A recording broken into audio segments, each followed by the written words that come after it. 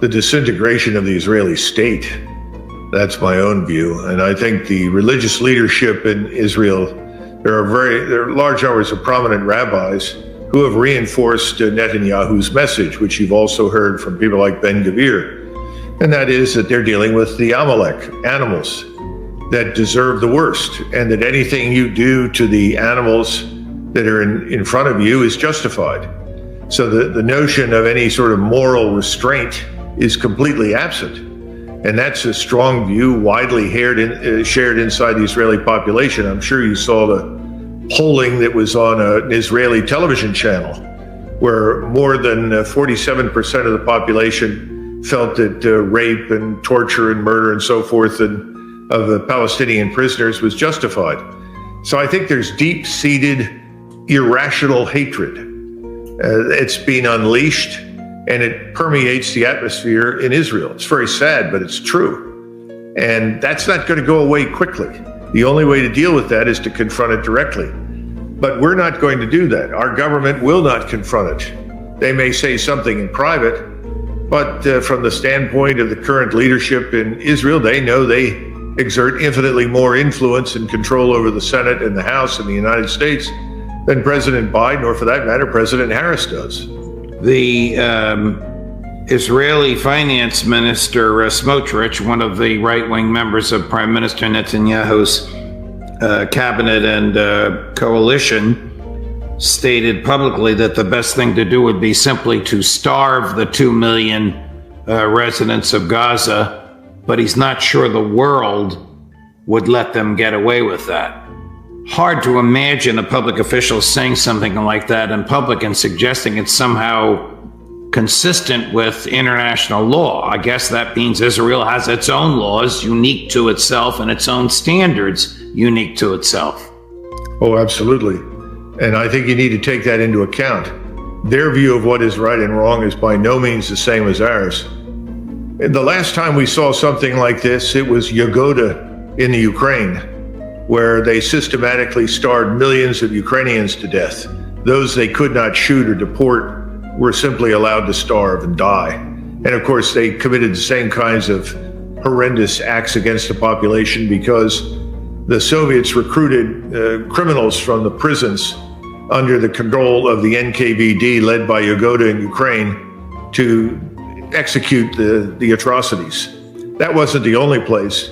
They had already starved 2 or 3 million people at a time in various parts of Russia, Central Asia, Kazakhstan, Uzbekistan, so forth. So these things have happened before. They didn't get much attention in the West because we didn't have much access to the information. And there were people in the West that were pro-communist and didn't want that information to get out.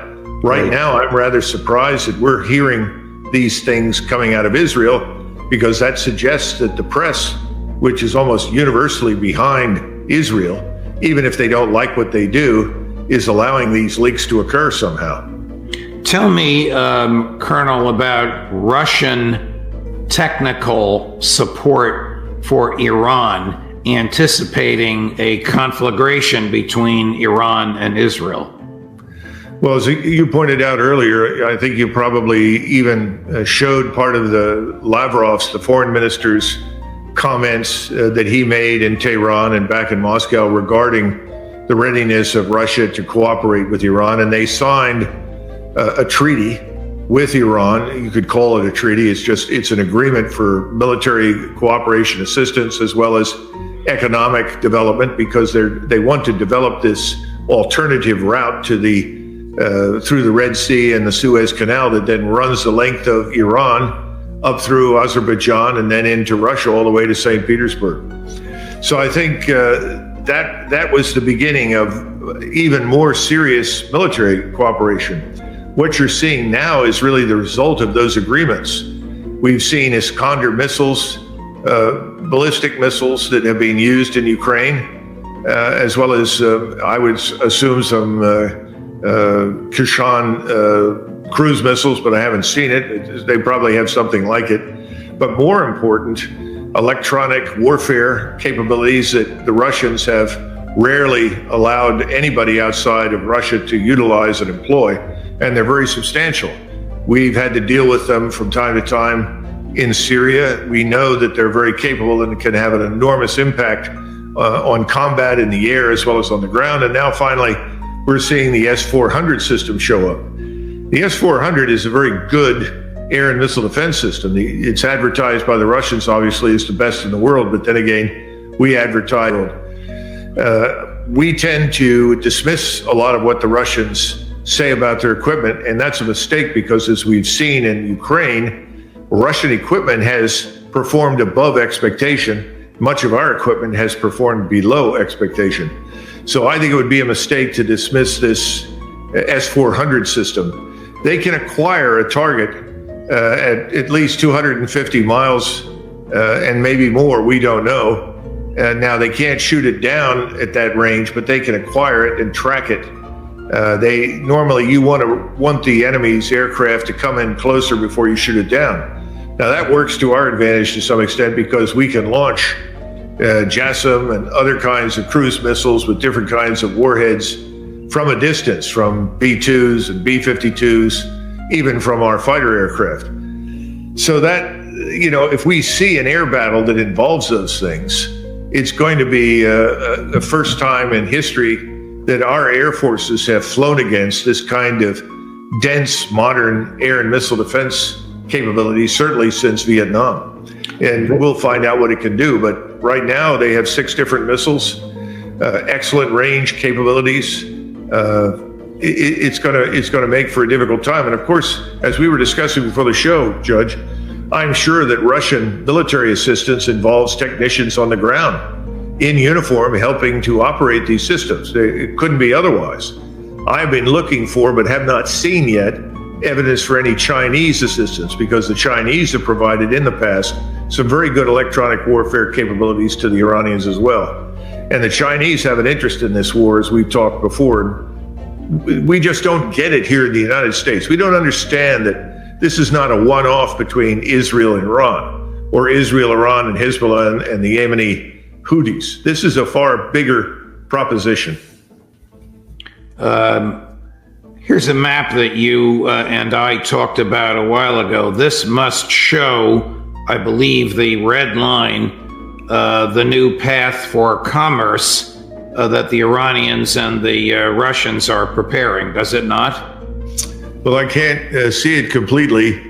If it starts down in the Indian Ocean, yes, and runs up through Iran, then the answer is yes.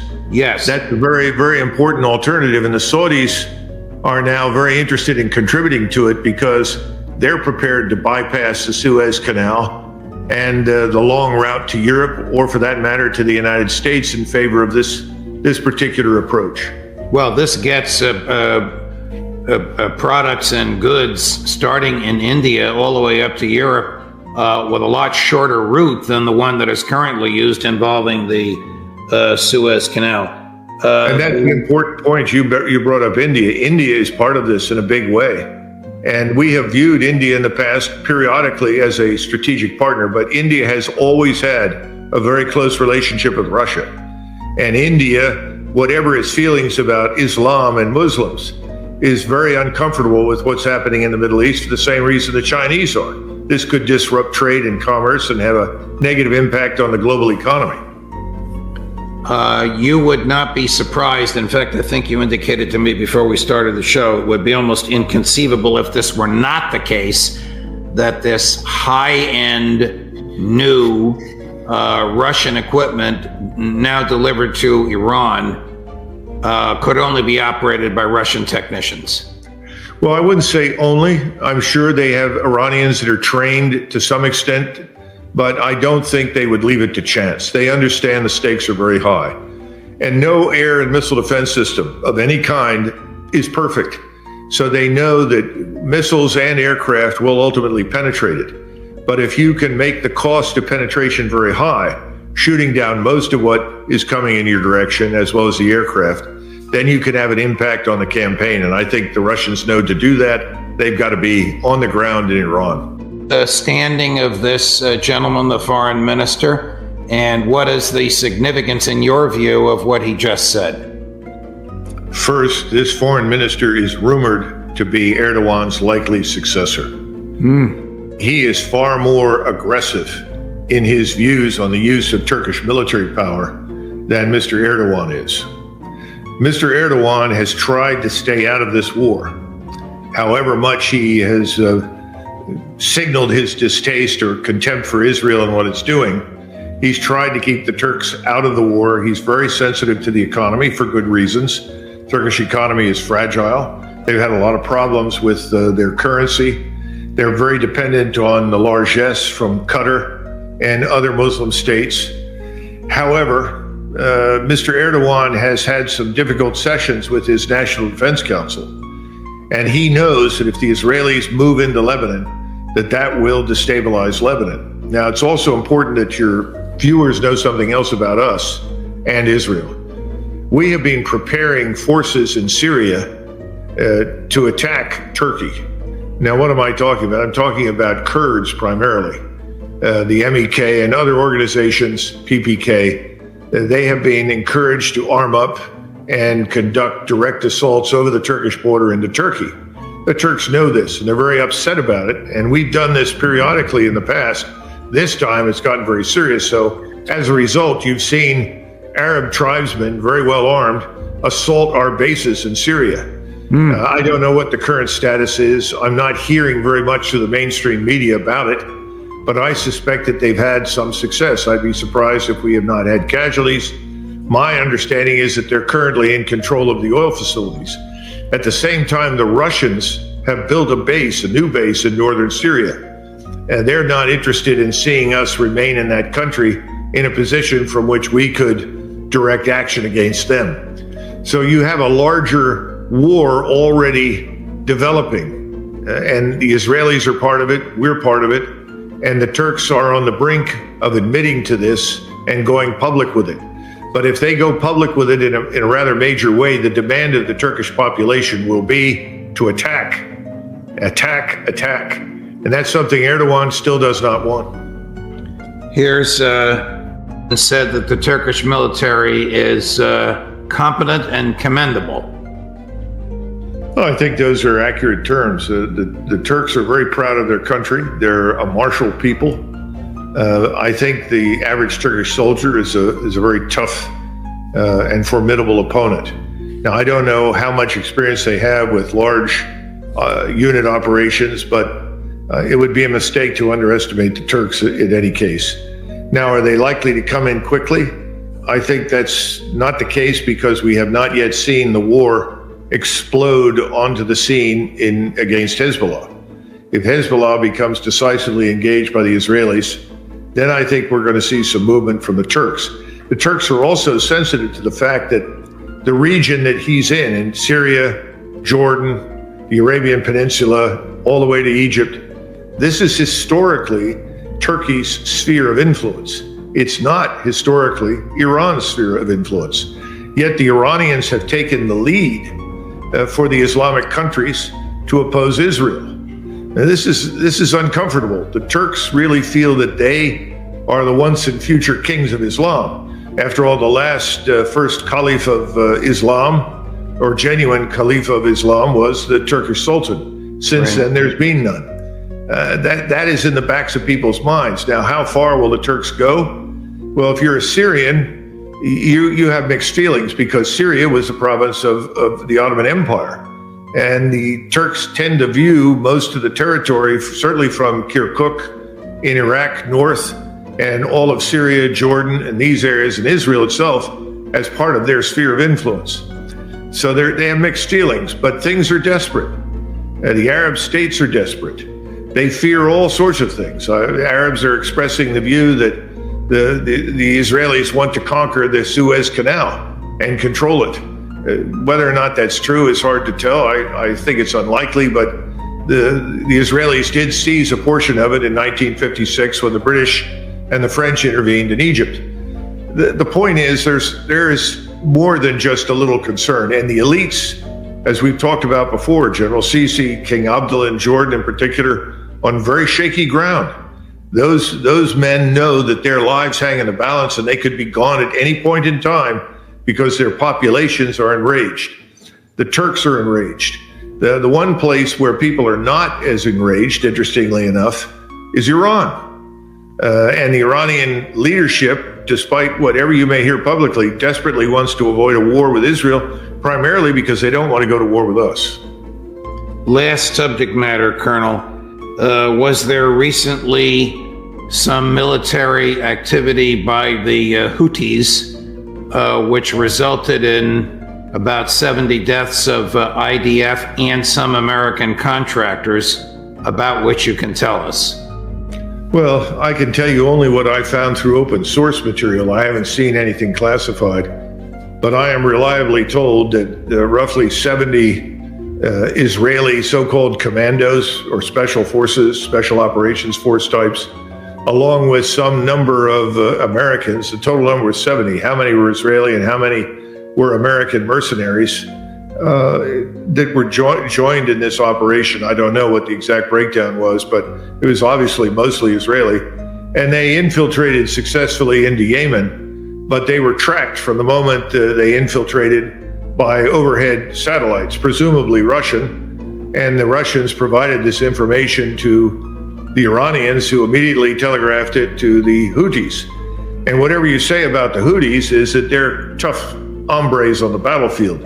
They set up an ambush and they killed all of them. And there is footage of the dead.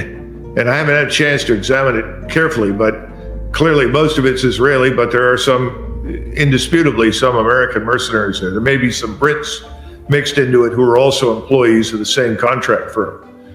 Now, this is something very important for everybody listening to understand. Persistent surveillance today changes everything in warfare. It not only enables precision strike on a scale that has never been the case in the past, it makes it impossible for forces to infiltrate into regions without being discovered. It makes so-called surprise attacks on the scale of Pearl Harbor an impossibility. We don't really want to come to terms with that in the United States. We continue to look at forces from the vantage point of the Second World War and the distant past. Those days are over. You can't cross the Atlantic with impunity. You can't do very much of anything without being detected. So the point is that this is a wake-up call, not just for the Israelis or the contractors who are part of this, but this should be a wake-up call for all of us. And we need to take it very, very seriously, because the only way to wage war in this setting is to disrupt the space-based reconnaissance, intelligence, and surveillance. When you do that, the game changes, and you're really in full-blown war. Then you have to have the ability to rapidly recover from the loss of your satellites through other redundant means. The Israelis understand that, and they're probably prepared for it. We are not. And that's really what we should take from this. And we should not continue to underestimate these militias.